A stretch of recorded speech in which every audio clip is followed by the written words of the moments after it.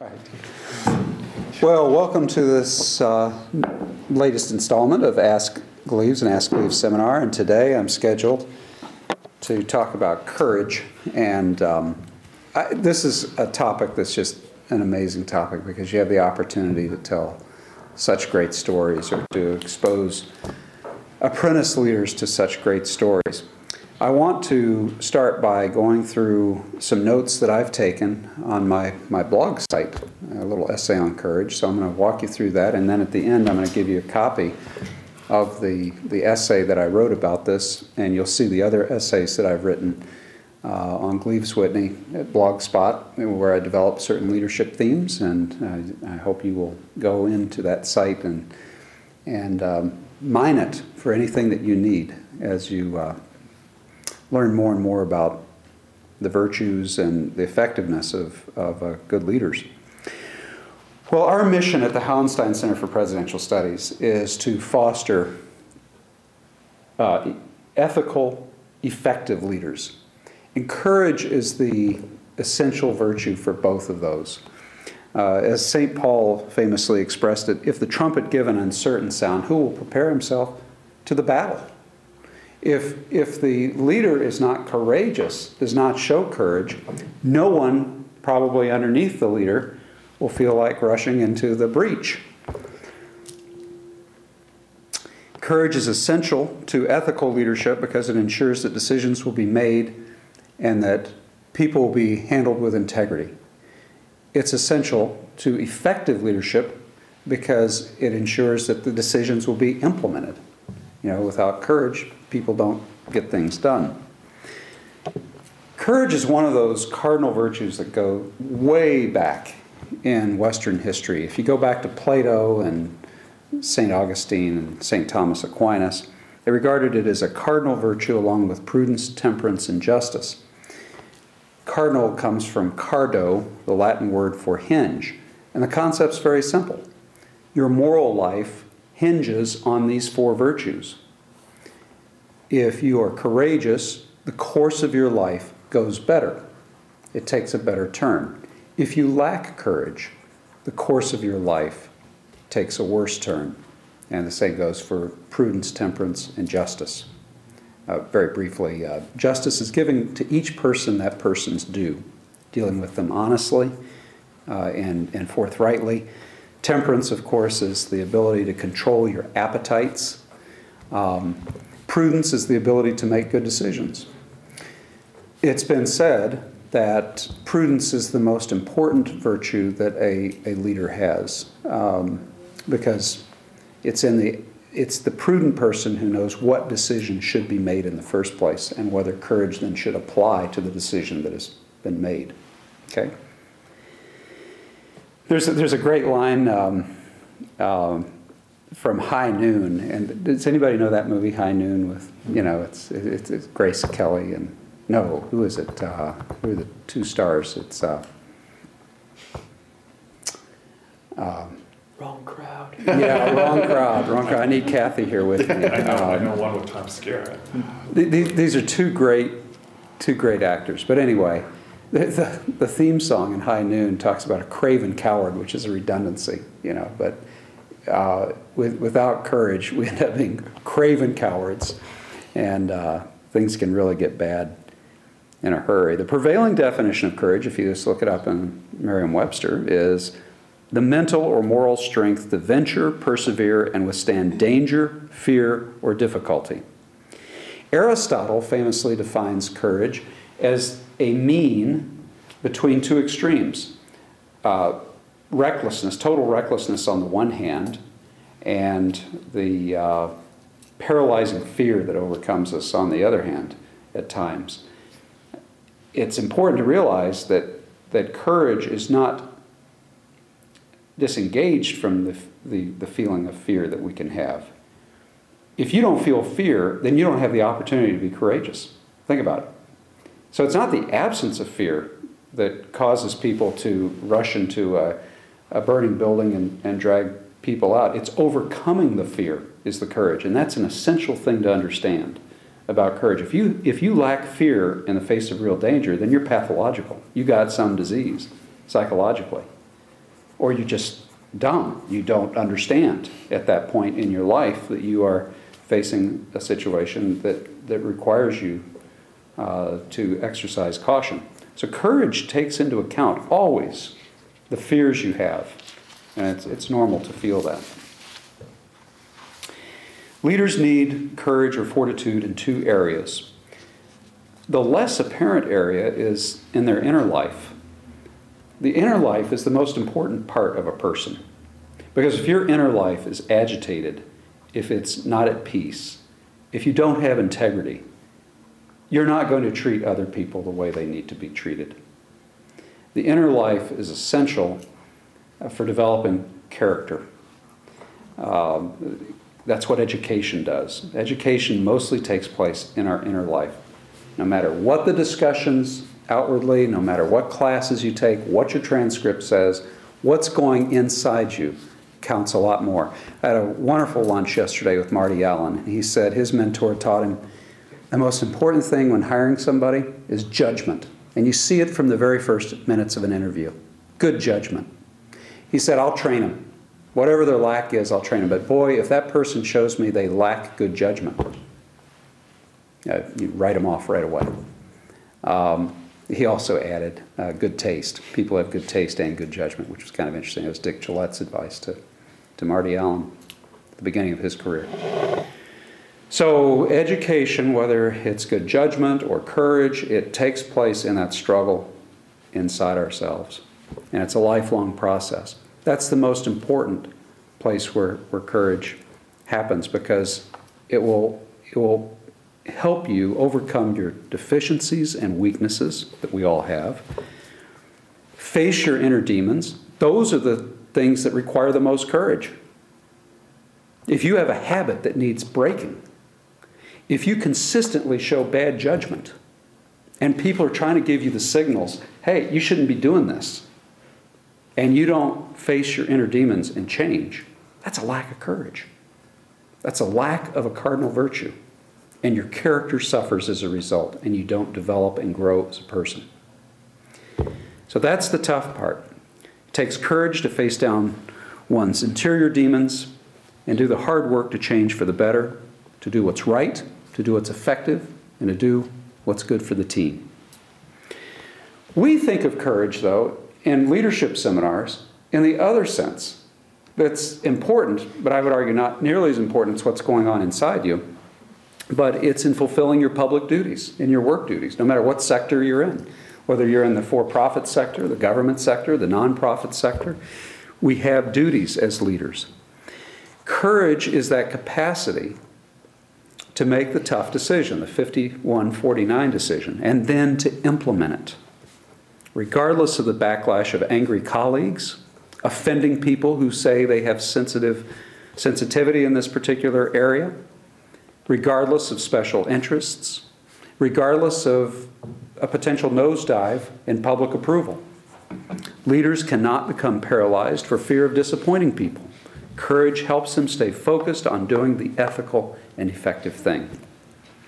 And besides having the courage to make the tough decision and to implement the tough decision in fulfilling your public duties, you need to have the courage to go back and reevaluate the decision you've made as implemented. It takes a lot of courage to say you're sorry. And people who can't say they're sorry lack courage, in addition to lacking prudence. People who can't say, I made a mistake when I implemented this decision and our policy suffers as a result, they'll be voted out of office. If they don't learn to train themselves and discipline themselves, the world will discipline them. It's just the way it works. It's one of the things I think we parents tell our children. We discipline you with love and patience some of the time. If you don't learn the lesson at home, the world's going to discipline you. And you'll find out real fast what people will and will not put up with. So you have to have the ability, after you've implemented something, to say, oh, wow, I blew it there, or I shouldn't have done that. And then go back to the people involved and say, we've got a correct course here. And that offends people too. Because people buy into whatever you decided in the first place, and now you've got to go back to them and say, we're not going to do it that way. And you've got to accept They've got to accept the consequences. You've got to accept the consequence. But failing that, the team is not helped. There are a lot of great illustrations of courage. As I say, it's one of my favorite topics because there are so many things you could talk about. And in fact, I want to make sure that we all have the opportunity. While I'm giving you 4 or 5 examples of courage, I would like for you right now to start thinking about an example of a courageous leader in your own experience or reading that you could share with us. I'll share with you a few of them that mean a lot to me. One of them is strictly local here, President Gerald R. Ford. He comes into office on the heels of a disgraced presidency, President Richard Nixon, who violated the public trust when he lied. Lying is one of the most craven, cowardly things that human beings do. And Nixon lied about his involvement in Watergate, what he knew. And it became a constitutional issue once people started being subpoenaed and, he was called on to be truthful. He resigned in disgrace. President Ford takes over. This is on August 9th, 1974. Within a month, President Ford would see all of the problems unfold that the country was facing, that he had to deal with as President of the United States. The economy was in a shambles. We'd had an energy crisis. We were on our way to another energy crisis, long gas lines. You guys have no idea what that's like. See lines of cars going out, blocks to fill up your tank. Turn off the car, each time. It was a nightmare. I was in high school. We had fallout from the Vietnam era. Still, America had lost its confidence. I mean, we really did not know what we were doing in foreign policy because we had settled over us the Vietnam syndrome. And so a lot of our leaders were paralyzed. Domestic trouble on college campuses, unrest because students had been part of the draft. If you want student activists, make them part of a draft, and then all of a sudden, your generation of complacent students all of a sudden become very activist. When you have to go to Afghanistan, all of a sudden you start marching. But, people don't do that unless it's their hide usually, in great numbers. But it was in great numbers in the 70s, in my generation. I had to get a draft card, for example. And so I was part of that cohort. Ford had so many problems that every time he held a press conference in his first days in office, because he was trying to reestablish trust and faith in the American people in the office of the president, in himself, because he was still relatively unknown. He was, from a congressional district in Michigan. He had not been elected under the terms of the Constitution. He became vice president and then president under the terms of the 25th Amendment. So he's the only president we've ever had who was not elected to the office. So he's trying to establish trust in the office and in himself, and he's trying to heal the nation that has been wounded by so many divisions because of war, energy crises, domestic confusion, chaos. Truly a sense back then, if you lived through that era of, we could break into a civil war. There was so much unhappiness publicly. So he gets to these press conferences in his first days in office, and what do the journalists want to ask about? Even though you have this galloping inflation and everything else going on. They say, what are you going to do with Nixon?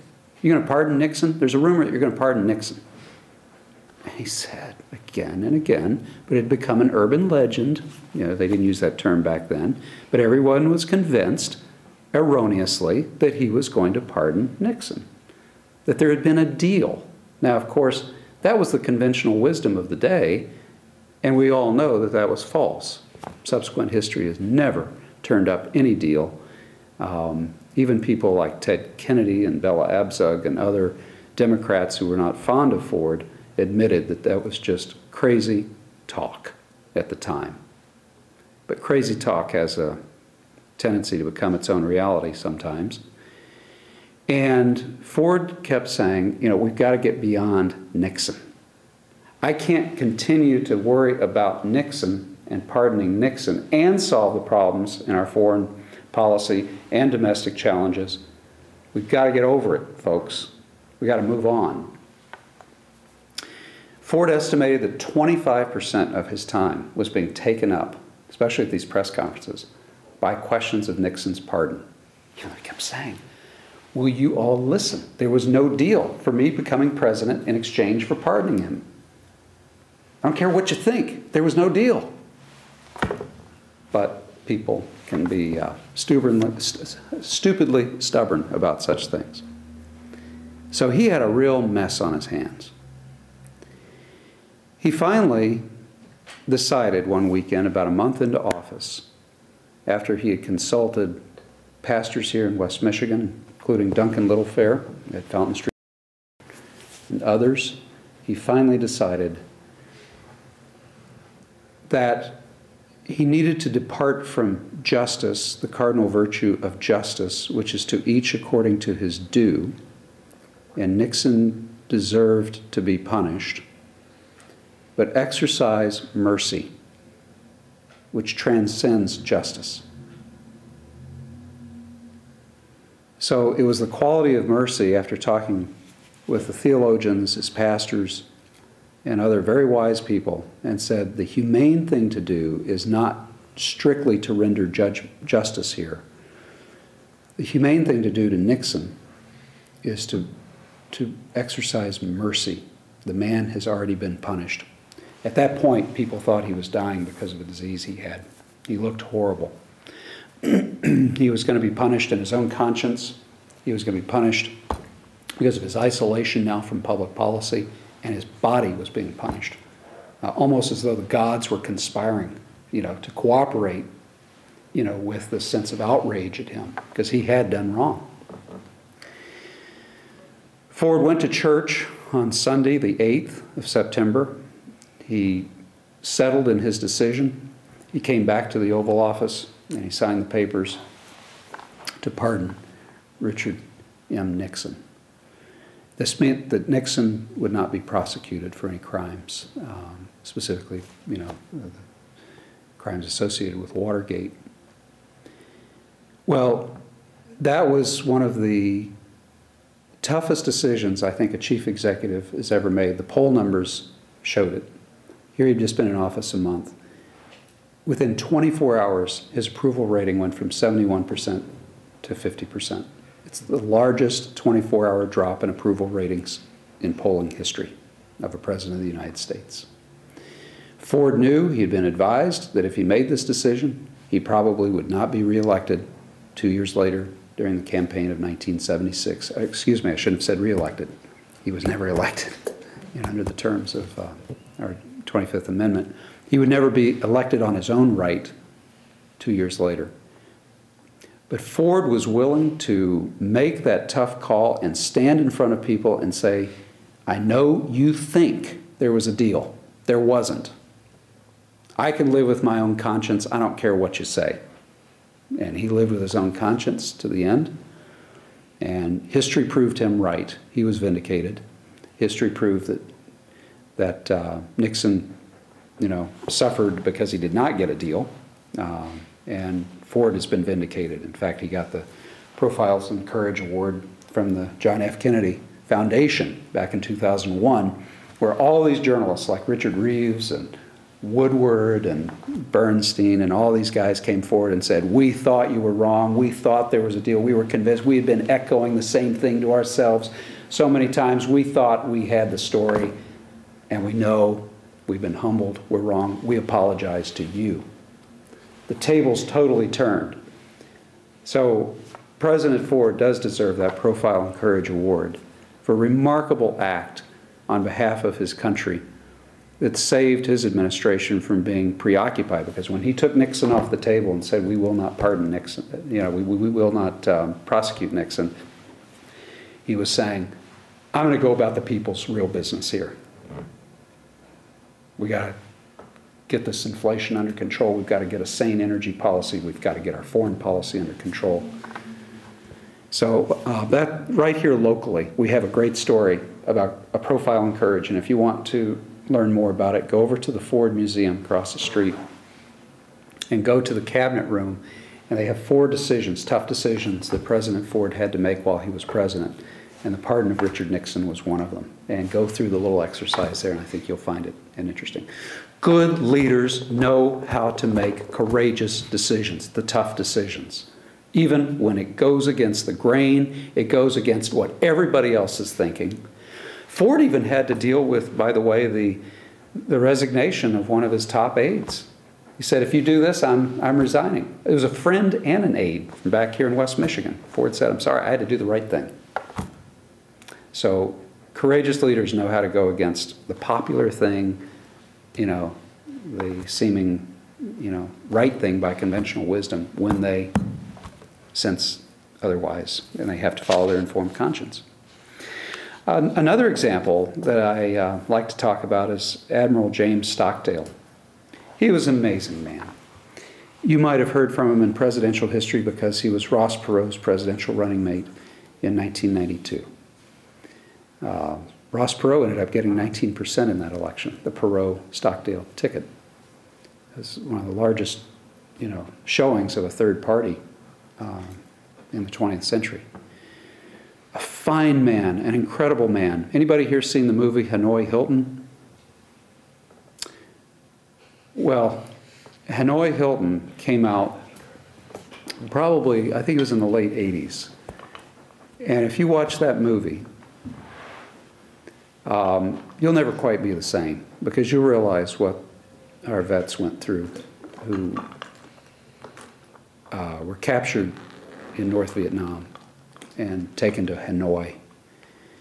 At the Hanoi Hilton, they suffered excruciating pain and torture and shock. Stockdale was in one of the first sorties over North Vietnam when he was shot down, 1965. And when he went down, first of all, when he ejected, the flak came up, his plane was going down.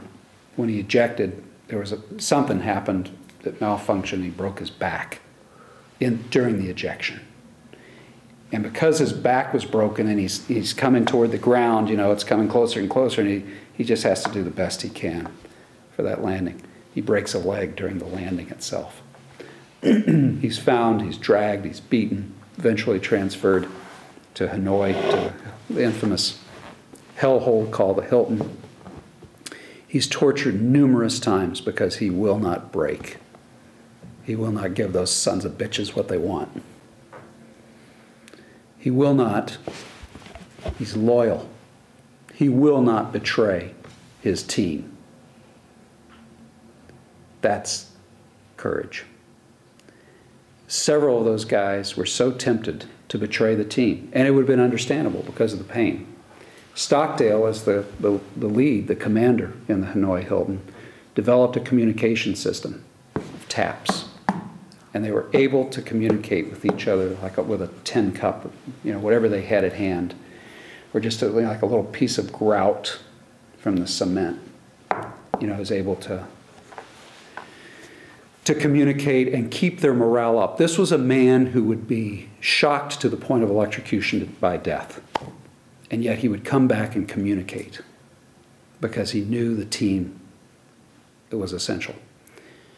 That's courage, to face that kind of personal danger to your life, not knowing whether you would ever make it out alive and see your wife, your children, your family, your loved ones die perhaps anonymously, and yet to be able to face that kind of pain numerous times, broken bones numerous times. In fact, he was so loyal. Courage and loyalty go very closely together here. He was so loyal that he tried to commit suicide at one point because he was afraid he couldn't withstand the pain anymore, another torture. And the North Vietnamese revived him. And you know what happened? The commandant at the Hanoi Hilton saw him shortly after he had been revived, and he said, I'm going to leave you alone. I mean, you have proven yourself a worthy enemy. Your loyalty is amazing to your team. And not everybody's been loyal in here but you have been, we're not going to torture you anymore. And he didn't want any favors from them. But that's the way it turned out. And he was able to return. And he was never the same man. Physically, he limped. The lines in his face were deeper. His hair went from brown to white. But morally, he was one of the tallest human beings in the world. And you read his story, and we have his story. He tells it in 30 pages. You read his story. This is a great man. That's courage. A third, I'll be very brief here. A third example is Martin Luther at the beginning of the Reformation, 16th century. One of the famous lines, and I'll say it in German, one of the famous lines at the beginning of the modern era, where Martin Luther is taking on the entire Catholic Church, the entire institution. I'm Catholic, so I'm not bashing. I mean, I'm taking a swipe at my own church here. But the Catholic Church had done wrong. The Catholic Church had not reformed where it should.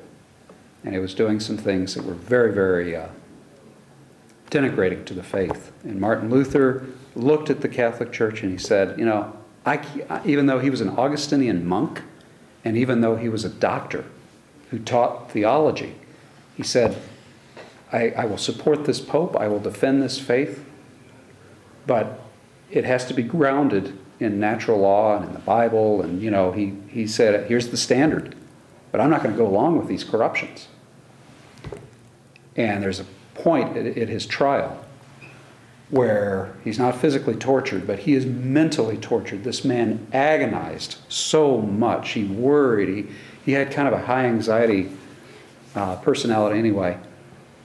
And at his trial, he was so tempted to break because everybody kept saying, if you just agree that you're wrong, then you can go about living your peaceful life again. And there was that temptation. He kept going to it. He'd go back to his cell and he would think. And finally one day he said, no. And he said in German, Hier stehe ich kann nicht anders. Here I stand, I cannot do anything else. I will stand with the truth. And I don't care what torture, what manner of death, what manner of criticism you put in my face. I'm standing with the truth, period. He went up against the institution of the Western world, and he survived it. And he went on to translate the Bible and write a number of very interesting tracts.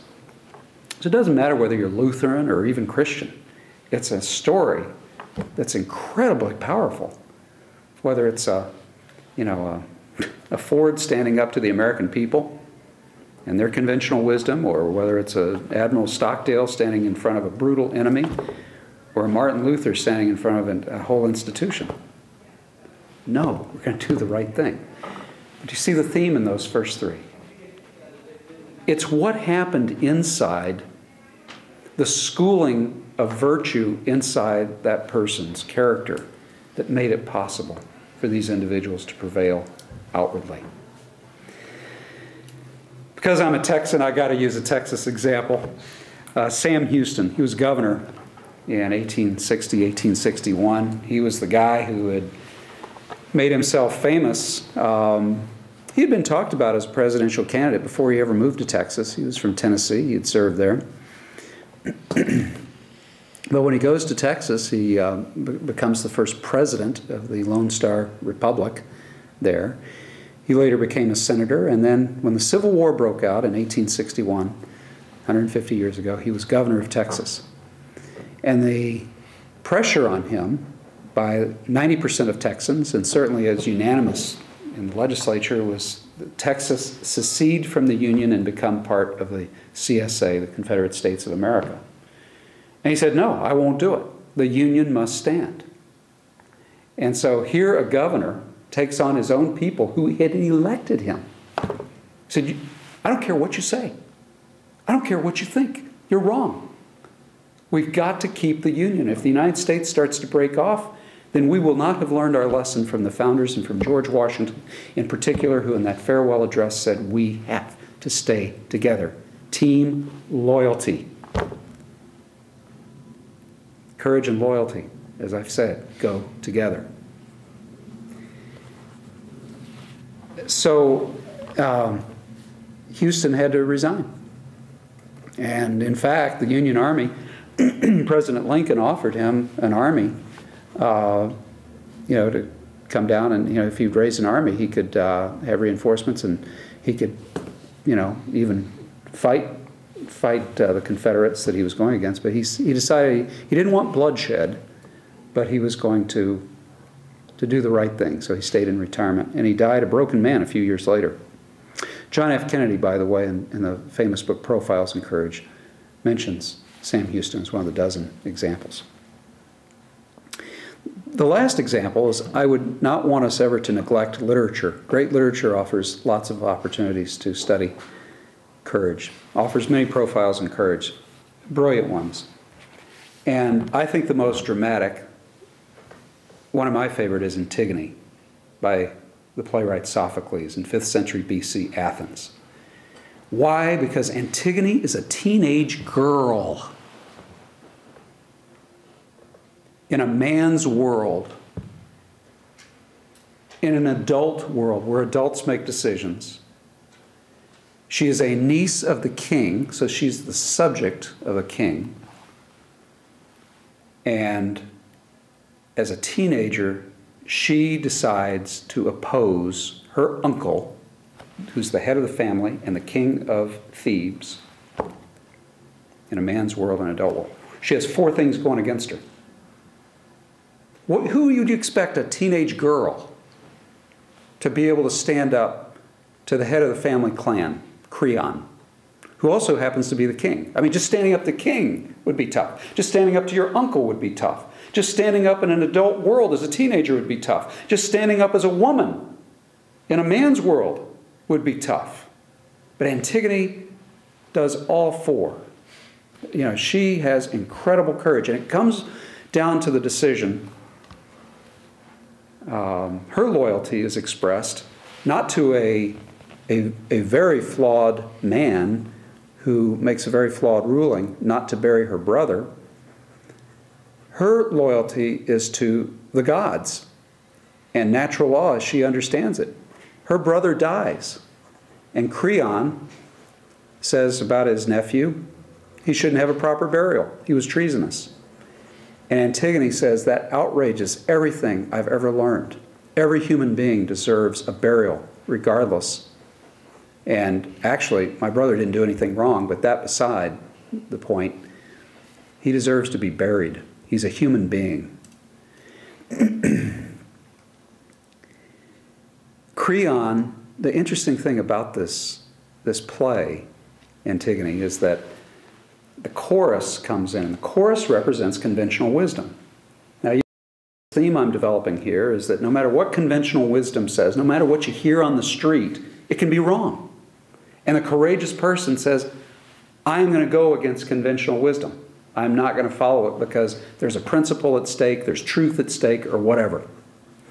The conventional wisdom was represented by this Theban chorus that kept saying, Antigone, you have got to obey the king. And he's your uncle. And he knows better because he's a man. And you're just a woman. And he's an adult with all this experience. And you're just a teeny bopper. Get over yourself. Obey conventional wisdom here. So that's what the Theban chorus, which represents CW, is out there, just keeps saying, we're the conventional wisdom here. We know from the wisdom of the species, timing, this is what you should do. Just pipe down. And Antigone said, no, I won't back down. And in Greek, it means unbending. Antigone, her name means unbending. I will not bend on this. This is a matter of principle. I will not let Polynices, my brother, be buried, or go unburied, where the worms and the animals are tearing his body apart. She She does manage to bury Polynices. Her sister refuses to help her, but her sister's terrified. Her sister reflects conventional wisdom, Ismene. Ismene turns out to be not a bad person. She just goes with the crowd, and she's wrong. Antigone holds her ground. And Creon says to her when they have a confrontation, I told you, don't bury Polynices. I regarded him as a traitor to our polis. And she said, I'm sorry, dear uncle. I'm sorry, your highness. I don't even know what to call you. I'm sorry, but I had to do the right thing. The gods decree that all human beings, upon their death, deserve a burial. It's part of the order of things. And so Creon does something that's especially cruel. It's the flip side. You have the brother who is not buried, put underground, dead. You have, according to Creon, he orders his niece Antigone to be buried alive. So she's going to be, Polynices is dead, above the ground. She will be alive below the ground. So he violates natural law a second time. Conventional wisdom, when it hears the sentence, remember we were talking about mercy versus justice? Technically, if you read Sophocles, Creon has his point. Sophocles pretty much makes it clear that you must obey the king. He sets the rules. But Sophocles also shows that Creon is wrong, that conventional wisdom can be changed. And in fact, the chorus, once they see what's going to happen to Antigone, begins to have second thoughts. Okay, it's right to obey the king. It's right for a teenage girl to obey her uncle, the oldest remaining male authority because her father had died. But Creon in this case is wrong. The chorus changes. Conventional wisdom changes. And note what happens. It's because of her tiny voice. Her tiny but mighty voice. The conventional wisdom changes. Now that's the amazing thing about this story. Sophocles isn't writing in a woman's world or in a teenager's world or as a minor relative or as, somebody who, he is a subject of a king or of the law of Athens. But he's able to show how one person can make a difference. And I think that play by Sophocles is instrumental. It's used as an object lesson for the rest of Western history of how you have the right and the duty to stand up for what is right, but you have to cultivate the courage. Antigone had obviously had incredible education prior to her decision, wherever it came from. We don't know from the information in Sophocles. But her character was such that she could stand up in a man's world to the males, to the adults, to her king, and to the head of her family. And all of the individuals that I've mentioned had something in that character of theirs that made it possible for them to do likewise. That's really where courage meets the road. Of course, what makes the headlines is what happens on the outside. But again, I want to emphasize, courage, like all of the cardinal virtues, is an interior disposition that is developed. And the only way we develop it is by exercising it. It's by examining ourselves in the face of danger and saying, I'm going to do the right thing. I'm going to be loyal to what is true and good. I'm going to be loyal to what is right. And I don't care what people think. I can live with myself if I do that. That's courage.